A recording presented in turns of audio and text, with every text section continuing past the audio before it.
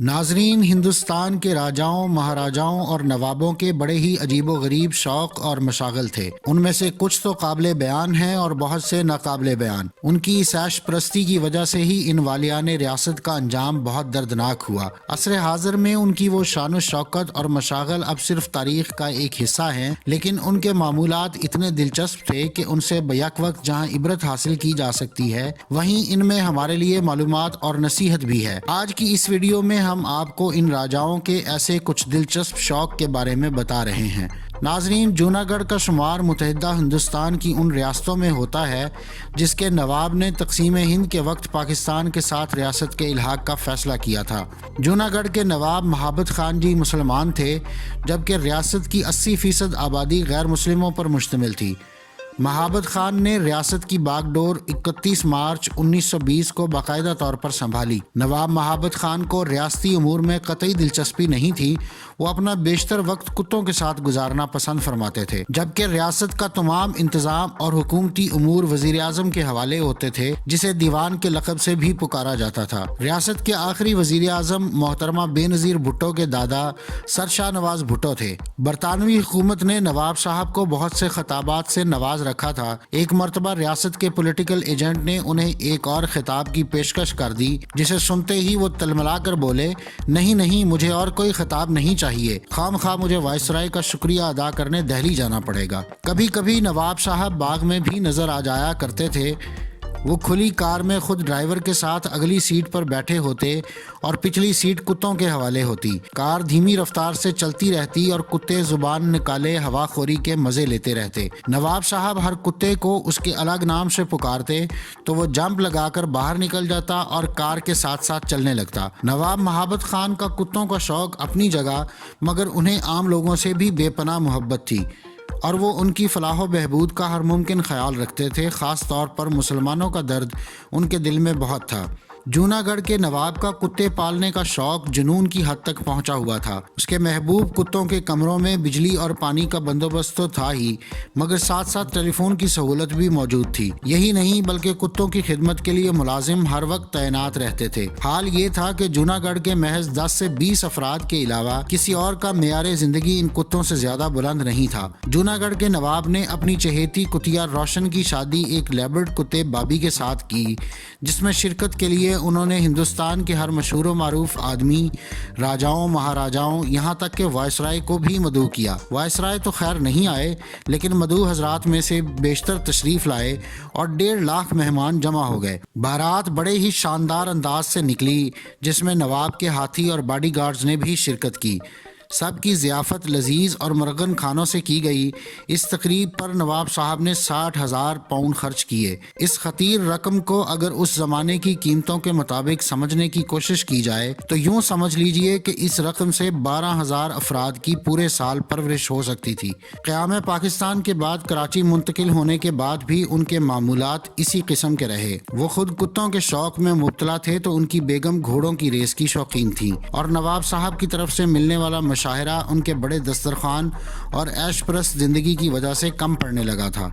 وہ زیورات بیچ کر ریس کا شوق پورا کرتی رہیں، مگر اس دوران ایک اہم واقعہ اور ہوا جس کو اس وقت کے اخبارات میں بھی بھرپور کوریج دی گئی تھی۔ ہوا کچھ یوں کہ ان کی ایک ملازمہ تشدد کی وجہ سے جان کی بازی ہار گئی اور پولیس نے انہیں اس الزام میں گرفتار کر لیا۔ مقدمہ چلا اور قانونی پیچیدگیوں کا فائدہ اٹھاتے ہوئے وہ کچھ ماہ قید میں گزار کر رہا ہو گئیں، مگر کچھ مقدمے کی وجہ سے اور کچھ ریس کے شوق کی وجہ سے پیسہ ان کے پاس موجود نہیں تھا اور انہوں نے آخری عمر تنگ دستی اور تکلیف میں گزاری۔ ناظرین، اسی طرح مہاراجہ گوالیار نے لوہے کی ایک بہت بڑی میز بنوائی۔ اس پر چاندی کی پٹڑیاں بچھائی گئیں جن کی لمبائی 250 فٹ سے زیادہ تھی۔ یہ میز کھانے کے کمرے میں رکھ دی گئی۔ دیوار میں سوراخ کر کے پٹڑیاں اس طرح آگے بڑھائی گئیں کہ اس میز کا رابطہ مہاراجہ کے باورچی خانے سے قائم ہو گیا۔ اس کے بعد ایک کنٹرول پینل بنایا گیا جس میں نہ جانے کتنے سوئچ، الارم، سگنل اور لیور وغیرہ لگے تھے۔ یہ پینل میز پر فٹ کر دیا گیا۔ مہاراجہ کے مہمان میز کے چاروں طرف بیٹھتے اور مہاراجہ خود کنٹرول پینل کو قابو کرتے تھے۔ وہ سوئچ دباتے، لیور اٹھاتے گراتے اور چاندی کی پٹڑیوں پر ٹرین دوڑتی، رکتی، سرکتی اور بھاگتی رہتی تھی۔ وہ ٹرین باورچی خانے میں جاتی تھی جہاں ملازم چپاتی، ترکاری اور دوسرے کھانے ٹرین کے کھلے ڈبوں میں رکھ دیتے تھے مال سے لدی ہوئی ٹرین کھانے کے کمرے میں آتی تھی۔ مہاراجا کو یہ اختیار حاصل تھا کہ وہ جس مہمان کے سامنے چاہتے ٹرین کو روک دیتے اور وہ اپنی پسند کی چیزیں نکال لیتا۔ اسی طرح وہ جسے بھوکا رکھنا چاہتے تو کنٹرول کے مخصوص بٹن دبا دیتے تو مال سے لدی ہوئی ٹرین بیچارے مہمان کے سامنے سے بغیر رکے آگے نکل جاتی تھی۔ ایک رات مہاراجا نے وائسرائے اور اس کے اہل خانہ کو کھانے پر مدعو کیا تو کنٹرول پینل میں شارٹ سرکٹ ہو گیا۔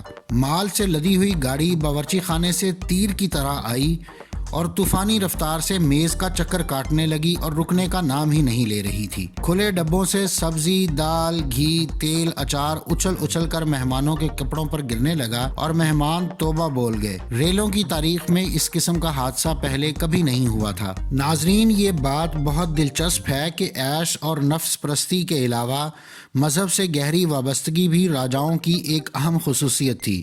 بنارس کے مہاراجا کا معمول یہ تھا کہ صبح کے وقت اس کی پہلی نظر گو ماتا پر پڑنی چاہیے۔ ہر صبح ان کی خوابگاہ کی کھڑکی پر ایک گائے کھڑی کر دی جاتی تھی اور اسی کی آواز سے مہاراجا کی آنکھ کھلتی اور پہلی نظر گائے پر پڑتی۔ ایک بار مہاراجا بنارس اپنے دوست نواب رامپور کے ہاں مہمان ہوئے۔ وہاں انہیں دوسری منزل پر ٹھہرایا گیا۔ اب اتنی اونچائی پر ان کی خوابگاہ کی کھڑکی پر گائے کیسے پہنچائی جائے؟ آخر خاص طور پر صرف اسی مقصد کے لیے نواب رامپور نے بلا تاخیر کرین خرید لی۔ جب کرین سے گائے کو اوپر اٹھایا گیا تو ہوائی سفر کی عادی نہ ہونے کی وجہ سے گائے نے جو ڈر کے آواز نکالی تو مہاراجا بنارس کی آنکھ کھلی اور پہلی نظر گائے پر پڑنے کا معمول پورا ہوا۔ ناظرین، نوابوں کے مشاغل اپنی جگہ، مگر ان کی پراسرار روحانی طاقتیں اور راجاؤں مہاراجاؤں کے شیروں کے شکار کے بہادرانہ قصے بہت مشہور ہیں۔ لیکن نواب آف بہاولپور نے شیر کے حوالے سے ایک ایسا غیر معمولی کارنامہ انجام دیا کہ ہم ان کے اس کرشماتی واقعے کا ذکر خود پر لازم سمجھتے ہیں۔ چڑیا گھر بہاولپور کا واقعہ تو آج بھی بہاولپور کے لوگوں کو اچھی طرح یاد ہے۔ 1964 میں ایک روز شیر چڑیا گھر میں موجود اپنے پنجرے سے باہر نکل گیا۔ شیر کے نکلتے ہی شہر میں خوف و ہراس پھیل گیا اور لوگ اپنے گھروں میں بند ہو گئے۔ اس واقعے کی اطلاع نواب سر صادق محمد خان عباسی کو ان کے محل صادق گڑھ پیلس ڈیرہ نواب صاحب پہنچائی گئی تو وہ فوراً اپنی کار میں سوار ہو کر بہاولپور پہنچ گئے۔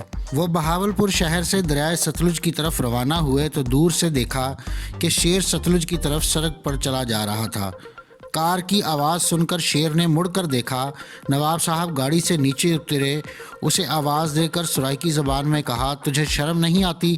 اپنے مالک سے اجازت لیے بغیر ہی چوروں کی طرح بھاگ کر جا رہا ہے۔ شیر واپس مڑا اور وہیں رک گیا۔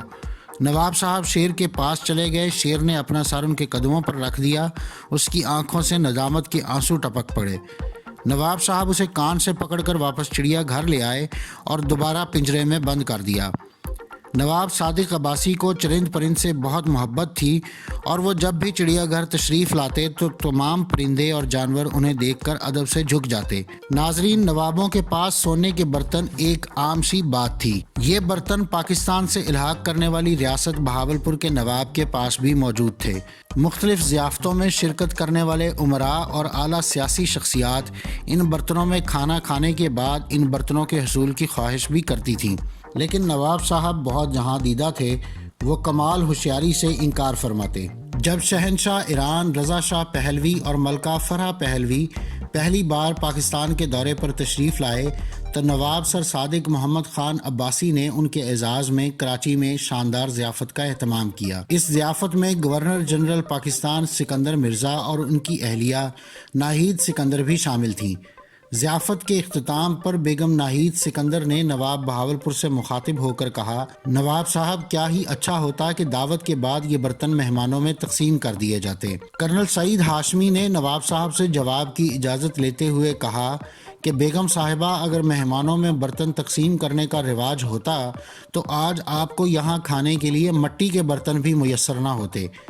تو یہ بات سن کر محترمہ خاموش ہو گئیں۔ 1973 میں جب وزیر اعظم پاکستان ذوالفقار علی بھٹو پاکستان کے تمام ممالک کے سفیروں کے ہمراہ صادق گڑھ پیلس میں نواب محمد عباس عباسی گورنر پنجاب کی طرف سے ضیافت میں شریک ہوئے تو ضیافت کے اختتام پر مسٹر ذوالفقار علی بھٹو نے گولڈ کے اس ڈنر سیٹ کو پیک کروا کے اپنے ہمراہ لے جانے کا تقاضا کیا جس میں انہوں نے کھانا تناول فرمایا تھا، لیکن نواب عباسی نے معذرت کرتے ہوئے ان کی خواہش کو پورا کرنے سے انکار کر دیا۔ نواب صاحب بہاولپور نے ریاست کا اقتدار سنبھالنے کے بعد جیلوں کے دورے کا پروگرام بنایا اور آغاز بہاولپور جیل سے کیا۔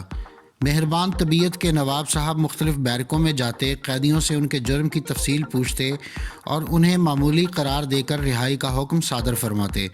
ایک قیدی کے بارے میں بتایا گیا کہ وہ اس جیل کا سب سے پرانا قیدی ہے جسے اپنا جرم بھی اب معلوم نہیں، تو نواب صاحب نے اسے بلایا اور تفصیل معلوم کی۔ ضعیف العمر قیدی نے ہاتھ باندھ کر کہا، سائیں مجھے اعلیٰ حضرت جنت مکانی نے سزائے قید سنائی تھی اور آج تک معلوم نہ ہو سکا کہ میرا قصور کیا تھا۔ نواب صاحب نے برجستہ کہا، پھر تو تم بابا سائیں کی نشانی ہو، جیل میں ہی رہو۔ ناظرین، ان راجاؤں کا دور وہ تھا جس میں دنیا میں تیزی سے تبدیلیاں آ رہی تھیں اور صدیوں سے یکسانیت کا شکار یہ خطہ بھی انتہائی تیزی سے ہونے والی تبدیلیوں سے گزر رہا تھا۔ پرتگالی، فرینچ اور پھر انگریز مختلف اقوام بھی اس خطے کو بدلنے میں اہم کردار ادا کر رہی تھیں۔ جس لڑائی نے ہیروشیما کو تباہ کیا اور دنیا کی بنیاد ہلا دی تھی، اسے ختم ہوئے 2 سال گزر چکے تھے۔ ہندوستان میں 565 راجا، مہاراجا، نواب اور شہزادے اپنی اپنی ریاستوں میں بغیر کسی مداخلت کے حکومت کر رہے تھے۔ ہندوستان کی چوتھائی آبادی پر ان کا حکم چلتا تھا۔ 400 سے زیادہ راجا تو ایسے تھے جن کا رقبہ 20 مربع میل سے زیادہ نہیں تھا۔ ان میں سے چند حکومتیں ایسی تھیں جن کا انتظام انگریزی راج سے بہتر تھا، لیکن ایسے بھی راجا تھے جو اپنی رعایا کی بھلائی کا خیال کرنے کی بجائے عیاشی کے نت نئے ڈھنگ تلاش کرتے اور ریاست کی آمدنی کو اسی میں صرف کرتے تھے۔ ان راجاؤں مہاراجاؤں کی ذاتی زندگی خواہ کیسی بھی رہی ہو، لیکن اس سے انکار نہیں کیا جا سکتا کہ مئی 1947 میں ان کے لیے تشویشناک صورتحال پیدا ہو گئی تھی۔ برصغیر پاک و ہند کے نظم و نسق کی کوئی اسکیم خواہ کتنی ہی بہتر ہوتی، ان راجاؤں مہاراجاؤں کی منظوری کے بغیر کامیاب نہیں ہو سکتی تھی۔ ویسے تو ہندوستانی والیان ریاست انگریزوں کے تابع دار تھے، لیکن ان پر اور خصوصاً مسلمان نوابوں پر اس وقت برا وقت آیا جب انہیں یہ فیصلہ کرنا تھا کہ 1857 کی جنگ آزادی میں وہ کمپنی کے ساتھ ہیں یا آخری مغل تاجدار بہادر شاہ ظفر کے ساتھ۔ ان حکمرانوں پر عوامی دباؤ بہت زیادہ تھا، جس کے باعث انہوں نے نہ چاہتے ہوئے بھی بادشاہ کی حمایت کا کشٹ اٹھایا، اور کچھ نے سپاہی بھیجے تو کچھ نے مال و جواہر، تاکہ بادشاہ سلامت فرنگیوں کا مقابلہ کر سکیں۔ اگرچہ زیادہ تر راجاؤں کی دلی خواہش یہی تھی کہ انگریز کامیاب ہوں، مگر عوام کی ہمدردی بادشاہ کے ساتھ تھی اور اسی وجہ سے انہیں یہ اقدامات کرنا پڑے۔ ناظرین، حیدرآباد دکن کی ریاست ایک ایسی ریاست تھی جس کے حصول کے لیے پاک و ہند دونوں ہی کوشش میں تھے کہ اس کو اپنی مملکت میں شامل کر لیا جائے۔ یہ کوئی آسان معاملہ نہ تھا۔ ہندوستان میں 2 ریاستیں ایسی تھیں جن کے حکمرانوں کو 21 توپوں کی سلامی دی جاتی تھی۔ دونوں میں حکمرانوں کا مذہب رعایا کے مذہب سے مختلف تھا اور دونوں ریاستیں سمندر سے دور تھیں۔ حیدرآباد کے 7ویں نظام کے خطابوں کی فہرست بہت لمبی تھی۔ یہ ریاست ہندوستان کے وسط میں تھی اور یہاں 2 کروڑ ہندو تھے اور 30 لاکھ مسلمان۔ نظام کا قد صرف 5 فٹ 3 انچ تھا۔ بدن اتنا چھریرا تھا کہ ان کا وزن مشکل سے 90 پاؤنڈ رہا ہوگا۔ زیادہ پان کھانے سے ان کے دانت بھورے لال ہو کر بالکل سڑ گئے تھے۔ انہیں ہر لمحہ ڈر لگا رہتا تھا کہ کوئی درباری انہیں زہر دے دے گا۔ ہمیشہ ایک آدمی ان کے ساتھ رہتا تھا جو ان کے کھانے کی ہر چیز پہلے چکھ کر دیکھتا تھا۔ پھل، کریم، پان اور رات کو افیم، ہر چیز پہلے وہ چکھتا اور بعد میں نظام کھاتے۔ 1947 میں نظام دنیا کے سب سے زیادہ دولت مند آدمی مانے جاتے تھے۔ پہلی جنگ عظیم کے دوران انہوں نے انگریزوں کو 2.5 کروڑ پاؤنڈ کی مالی مدد دی تھی، جس کے صلے میں انگریزوں نے انہیں ایگزالٹڈ ہائینس کا خطاب دیا تھا۔ نظام کی دولت اور اس کی کنجوسی سے متعلق بہت سے قصے مشہور تھے۔ وہ بغیر استری کیا ہوا سوتی پاجامہ پہنتے تھے۔ مقامی بازار کی سستی گھٹیا چپلیں ان کے پیروں میں ہوتی تھیں۔ ان کے سر پر تقریباً 35 برسوں سے ایک ہی میلی کچیلی ترکی ٹوپی رہتی تھی۔ نظام تقریباً 135 اداروں کے مالک تھے جہاں سونے کے برتنوں میں کھانا کھلایا جاتا تھا، لیکن وہ خود اپنی خوابگاہ میں بچھی دری پر بیٹھ کر معمولی ٹین کے برتنوں میں کھانا کھاتے تھے۔ نظام حیدرآباد دکن اتنے کنجوس تھے کہ اگر کوئی مہمان سگریٹ کا ٹوٹا چھوڑ جاتا تھا تو اسے ہی اٹھا کر پینا شروع کر دیتے۔ انگریز ریزیڈنٹ ہر ہفتے نظام سے ملنے آتا تھا۔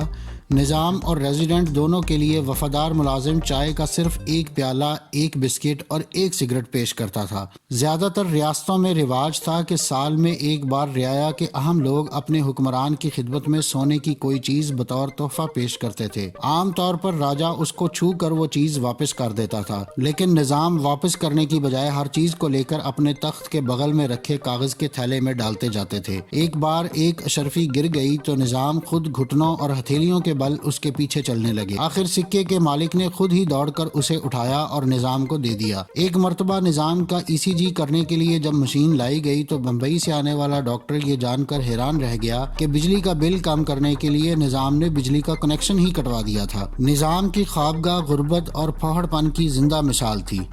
ایک ٹوٹی میز، سڑی ہوئی 3 کرسیاں، راکھ سے لدی ایش ٹرے، کچرے سے بھری ردی کی ٹوکریاں، ریاست کے کاغذات کے گرد آلود ڈھیر، کونے میں مکڑی کے جالوں کا جنگل اور نظام کی ردی کی ٹوکریاں اور ایش ٹرے سال میں صرف ایک بار صاف کی جاتی تھیں، اور وہ بھی ان کے یوم پیدائش کے موقع پر۔ ان سب کے باوجود ان کے محل کے کونے کونے میں جو سامان بکھرا ہوا تھا اس کی قدر و قیمت کا اندازہ کرنا آسان نہیں۔ ان کی میز کے خانے میں پرانے اخبار میں لپٹا مشہور ہیرا جیکب پڑا ہوا تھا جو لیموں کی شکل کا تھا۔ وہ 280 کیرٹ کا تھا اور دور ہی سے جگمگاتا تھا۔ نظام اسے پیپر ویٹ کی طرح استعمال کرتے تھے۔ ان کے باغ کی کیچڑ میں 1 درجن ٹرک کھڑے تھے جو لدے سامان کی وجہ سے زمین میں دھسے جا رہے تھے۔ ان ٹرکوں میں سونے کی اینٹیں لدی ہوئی تھی۔ نظام کے جواہرات کا خزانہ اتنا بڑا تھا کہ اگر اس سے صرف موتی چادر کی طرح بچھائے جائیں تو دور تک سڑک کے فٹ پاتھ بھر جائیں۔ اسی طرح یاقوت، موتی، نیلم، پکھراج وغیرہ کے ٹوکرے بھر بھر کر تہہ خانوں میں رکھے ہوئے تھے،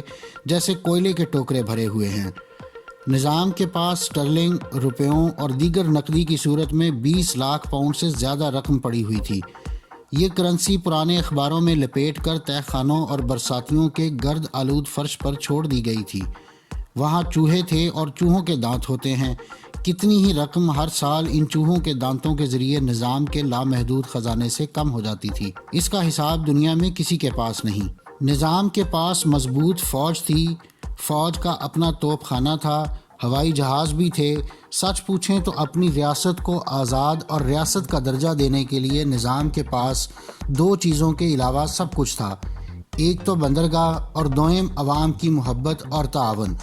نظام کی رعایا کی ہندو اکثریت اپنے مسلمان حکمران کو پسند نہیں کرتی تھی، لیکن وہ اس کے باوجود بھی اپنی ریاست کو آزاد رکھنے کا خواب دیکھ رہا تھا۔ ناظرین، ریاست اودھ کے نواب واجد علی شاہ کی رنگین مزاج طبیعت کے قصوں سے ہر خاص و عام واقف ہے۔ نواب واجد علی شاہ کی سب سے بڑی کمزوری عورت تھی۔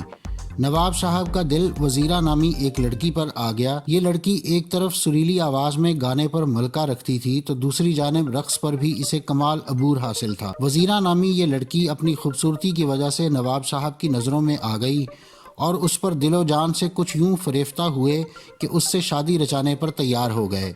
تاہم اس وزیرہ نامی لڑکی کی والدہ بی جان ایک طوائف تھیں اور وہ کسی صورت اپنی بیٹی کی شادی نواب صاحب سے کرانے پر راضی نہ تھیں۔ بی جان کے انکار نے نواب واجد علی شاہ کی آتش عشق کو مزید بھڑکا دیا۔ نواب صاحب وزیرہ کے عشق میں کچھ ایسے گھلے کہ ایک بار انہوں نے خودکشی کے بارے میں بھی سوچا۔ تاہم حالات نے کچھ یوں پلٹا کھایا کہ نواب صاحب کی وزیرہ سے خفیہ ملاقاتوں کا سلسلہ چل نکلا۔ دونوں نے 1 مہینے تک خفیہ ملاقاتیں کیں اور بالآخر نواب واجد علی شاہ وزیرہ سے شادی کرنے میں کامیاب ہوئے اور اپنی نئی بیوی کو انہوں نے نگار محل کے خطاب سے نوازا۔ تاہم وزیرہ کی والدہ بی جان اس شادی کی مخالفت کرتی رہیں۔ نواب واجد علی شاہ کے حکم پر بی جان کو قید میں تو ڈال دیا گیا، مگر نواب صاحب نے انہیں اس شادی پر قائل کرنے کی کوششوں کو ترک نہ کیا۔ اس کے باوجود بی جان نے اس شادی کو منظور نہ کیا تو ان کی بیٹی وزیرہ نے اپنی ماں سے ترک تعلق کر لیا۔ لکھنؤ کو نوابین اودھ کے دور اقتدار میں برصغیر کا امیر ترین شہر گردانا جاتا تھا۔ اس ریاست کے نوابین کی دولت و ثروت اور جاہ و حشم کے قصے زبان زد عام ہیں، لیکن اسی لکھنؤ شہر کا ایک تاریک پہلو بھی تھا کہ اس شہر میں بسنے والے عام افراد کی زندگیاں کس قدر ناگفتہ بے صورتحال سے دوچار تھیں۔ غربت، افلاس اور قسم پرسی کی جیتی جاگتی تصویریں اس لکھنؤ شہر میں دیکھی جا سکتی تھیں، جس کے نوابین کی دولت کے قصے آج تک یاد کیے جاتے ہیں۔ लखनऊ में मर्दो ज़न, बूढ़ों, बच्चों और जवानों को उन सिक्कों पर झपटते हुए देखा जा सकता था जो नवाब अवध के अमायदीन की जानिब से खुले मैदान में फेंके जाते थे, जिसमें हाथियों को खुला छोड़ दिया जाता था। ये आम अफराद इन सिक्कों को लूटने के लिए जब मैदान में इधर उधर भागते तो इन हाथियों के नीचे आकर कुचले जाते। नाजरीन, दीवान सिंह मफ्तून हिंदुस्तान की सहाफ़त के हवाले से एक बहुत बड़ा नाम थे। उन्होंने अपनी किताबों नाकाबिले फरामोश और सैफ़ो क़ल्म में ऐसे बहुत सारे हक़ाइक़ बयान किए हैं जो वालियान रियासत, नवाबों और राजाओं के हवाले से होशरुबा थे। हिंदुस्तान के नवाबों और साबिक़ वालियान रियासत के हवाले से दीवान सिंह मफ्तून अपनी किताब सैफ़ो क़ल्म में लिखते हैं कि मरहूम महाराजा नाब साल में 9 माह के करीब या तो मसूरी या देहरादून में क़याम फरमाते, क्योंकि उन मकामात की आबो हवा आपको बहुत पसंद थी, और सिर्फ 3 माह के करीब अपनी रियासत नाब में रहते। एक बार आप चैम्बर ऑफ प्रिंस के इजलास में शिरकत के लिए दिल्ली तशरीफ़ ले गए और वहाँ एक कोठी में मुकीम थे कि आपके पास देहरादून से इत्तला पहुँची कि आपका एक बिल्ला जो ईरानी नस्ल का था एक परिंदे को पकड़ने की कोशिश में दरख्त पर चढ़ गया। उसके दरख्त पर चढ़ने के बाद परिंदा तो उड़ गया, मगर परिंदे को पकड़ने की कोशिश में ये दरख्त से गिर गया है और इसकी गर्दन पर चोट आई है। अगले 1 माह ये बिल्ला बीमार रहा, मगर इस दौरान इस बिल्ले के इलाज और दीगर इंतजामात पर लाखों रुपए की रकम खर्च कर दी गई। और ये सब जानवरों की मोहब्बत में नहीं बल्कि सिर्फ अपनी जहनी तस्कीन और नवाबी शौक की तकमील के लिए किया जाता था। सेंट्रल इंडिया की रियासत के नवाब साहब ने एक अच्छी नस्ल का जोड़ा लंदन में खरीदा और ये जोड़ा आप अपने साथ विलायत से लाए। 1 बरस के बाद इस जोड़े के बच्चे पैदा हुए जो बहुत खूबसूरत थे, मगर नवाब साहब के हुक्म से इन तमाम बच्चों को उबलते हुए पानी में डलवाकर हलाक कर दिया गया। इस जुल्म की वजह ये थी कि नवाब साहब नहीं चाहते थे कि इस नस्ल के बच्चे किसी दूसरे के पास भी जाएं और लोग ये कहें कि इस नस्ल के बच्चे फलां के पास भी हैं। नाजरीन, इसी तरह एक महाराजा को मछली के शिकार का बहुत शौक था। वो एडमिनिस्ट्रेशन में कोई दिलचस्पी नहीं लेते थे और अपनी रियासत का तमाम काम उन्होंने अपने वजीर आज़म पर छोड़ रखा था। खुद वो दिन भर किसी झील या बड़े जौहर के किनारे बैठे मछलियाँ पकड़ते और रात को रेलवे सलून में आराम फरमाते। एक बार आपकी सलून कई रोज़ तक एक छोटे से रेलवे स्टेशन पर खड़ी रही। ये स्टेशन एक झील के करीब था।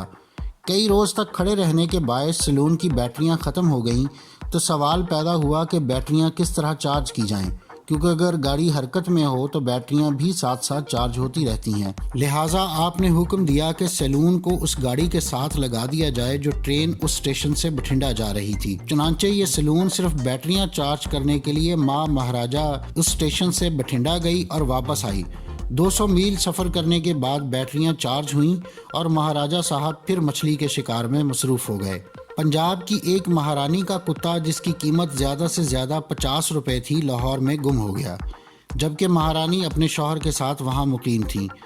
महाराजा का तमाम स्टाफ कुत्ते की तलाश में दिन भर मारा मारा फिरता रहा, मगर कुत्ता ना मिला। आखिर महारानी की तरफ से लाहौर के एक अखबार सिविल एंड मिलिट्री गज़ट और ट्रिब्यून में इश्तिहार दिया गया कि इस हुलिये का कुत्ता गुम हो गया है, जो शख्स इस कुत्ते को लाएगा उसे 500 रुपये इनाम दिया जाएगा।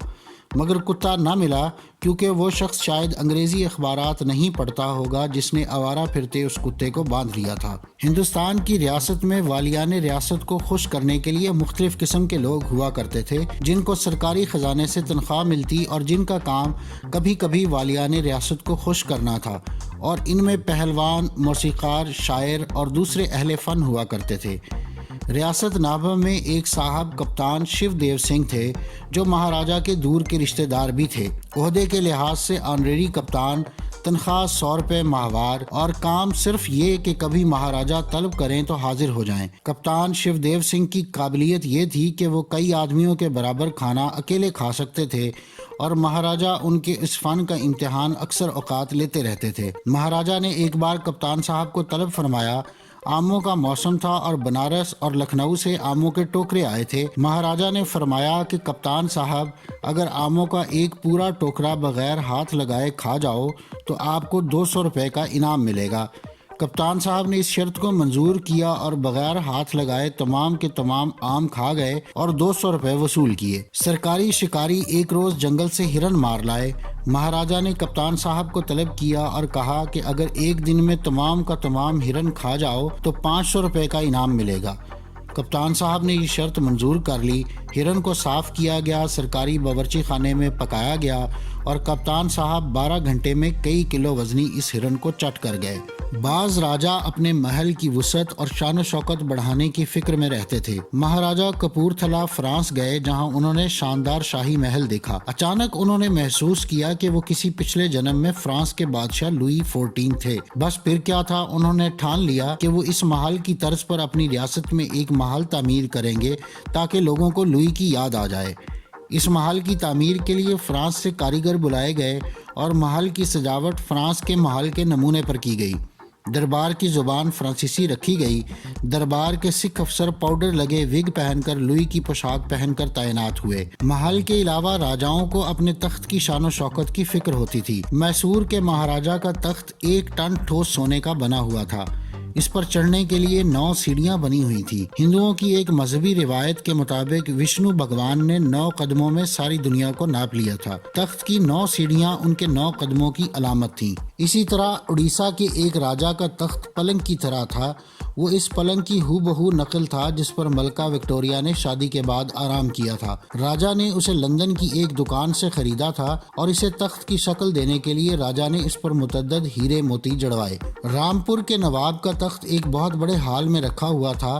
اس ہال کے ستون سنگ مرمر کے تھے۔ جو ستون تخت کے چاروں طرف تھے ان پر برہنہ حسیناؤں کی مورتیاں بنی ہوئی تھی۔ تخت میں ایسا انتظام کیا گیا تھا جسے فرانس کے بادشاہ لوئی کے دماغ کی ایجاد کہا جاتا ہے۔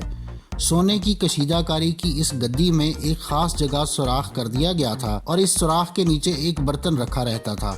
ضرورت پڑنے پر نواب صاحب تخت پر بیٹھے ہی بیٹھے اپنے آپ کو ہلکا کر لیتے تھے۔ 1947 میں ہندوستان میں شیروں کی تعداد 20,000 کے آس پاس تھی۔ راجہ مہاراجہ ان کا شکار بڑے شوق سے کرتے تھے۔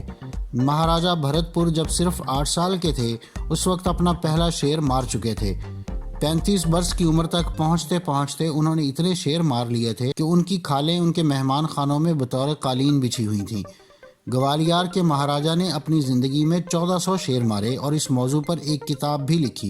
بات یہ تھی کہ راجاؤں کے سامنے سب سے بڑا مسئلہ یہ تھا کہ اپنا وقت کس طرح گزاریں، اور شکار وقت گزارنے کا اچھا ذریعہ ہے۔ خوبصورت لڑکیوں کا شکار بھی وقت گزارنے کے لیے کیا جاتا تھا، اور ان دونوں میدانوں میں پٹیالہ کے 7ویں مہاراجہ سر بھوپندر سنگھ نے جو نام کمایا اس کی مثال مشکل سے ملے گی۔ ایک وقت ایسا تھا جب سر بھوپندر سنگھ کے حرم میں 35 حسینائیں تھیں۔ اگر آپ مختلف سائنسی، تاریخی اور علمی موضوعات پر سوچتے ہیں اور مزید جاننے کا تجسس رکھتے ہیں تو سبسکرائب کیجیے ہمارا چینل اور بیل آئیکن دبائیے تاکہ ان موضوعات پر تیار کی گئی ہماری ویڈیوز آپ کو فوری مل سکیں۔